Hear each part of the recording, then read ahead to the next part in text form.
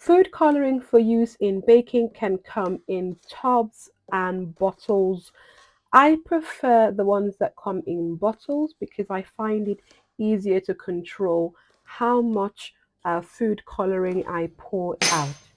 However, one annoying thing about these bottles is the seal.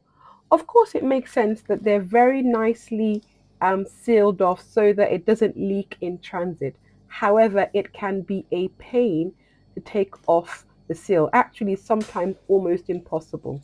So, here's a nifty trick. Rather than risking taking it off and spilling all the food coloring, why don't you just pierce a hole in the middle? You can use a cocktail stick like what I'm doing here, and some food coloring bottles, the top of the lid actually has a piercer that you can pierce a hole in the center. So that's a nice hack on how to open your bottles.